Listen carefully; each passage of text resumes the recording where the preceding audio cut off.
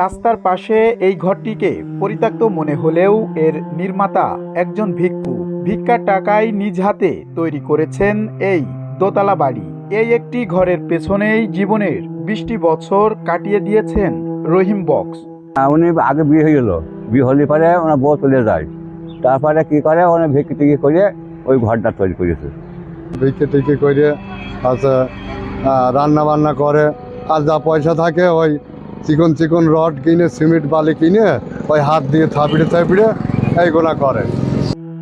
দালান কোঠায় ঘুমানোর স্বপ্ন সবারই থাকে, তবে ইচ্ছা থাকলেও দালান করতে পারেন না অনেক অসহায় মানুষ। কিন্তু ভিক্ষা করে নিজের স্বপ্ন পূরণ করেছেন 60 ঊর্ধ্ব বয়সী রহিম বক্স। ভিক্ষা করেই সরকারি জমির উপর 20 বছর ধরে নিজ হাতে তিলে তিলে গড়ে তুলেছেন স্বপ্নের রাজপ্রাসাদ। এ যেন গরিবের তাজমহল। উনি ভালো ছিল, ভালো ছিলার পরে ওনার স্ত্রী চলে যাওয়ার পরে ভারসাম্য হয়ে যাওয়ার পরে এই মাসির বাসায় বাসায় ভিক্ষা করে যা আছে টাকা হয়তো ওই টাকা দিয়ে রড সিমেন্ট এইসবগুলো কিনেছে, আর আপনার বালি দিয়ে ওইগুলো করা হয়েছে। হওয়ার পরে উনি ইচ্ছা ছিল দোতলা বাড়ি করবো, এই জন্যই সে ওই টাকা দিয়ে তাদের স্বপ্ন পূরণ করেছে সিএমডি জায়গার উপরে।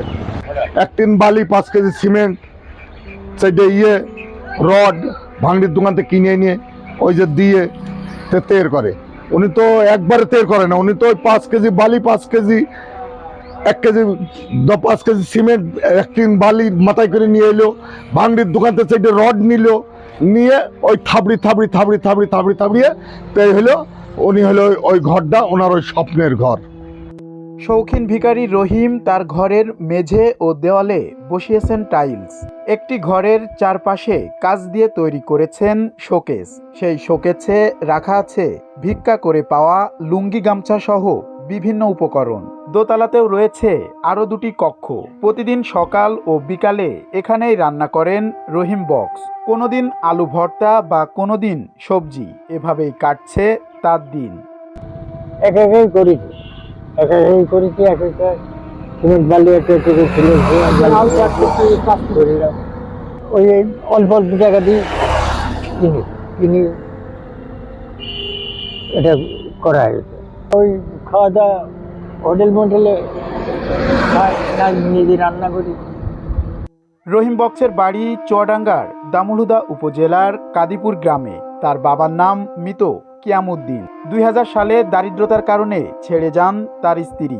তখন থেকেই রহিম বক্স মন স্থির করেন দোতলা বাড়ি নির্মাণে।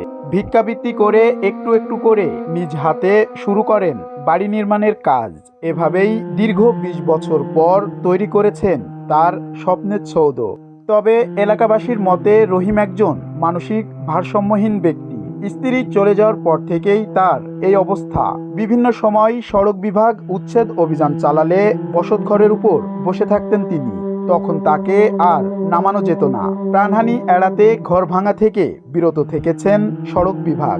বিভিন্ন ধরনের সরকারি যে প্রজেক্টগুলো আসে এখানে এই রাস্তা সংস্কারের জন্য, এসে এখানে দেখে উনি ঘরের সামনে উঠে দাঁড়িয়ে থাকে যে না আমি এই ঘর ভাঙতে দেবো।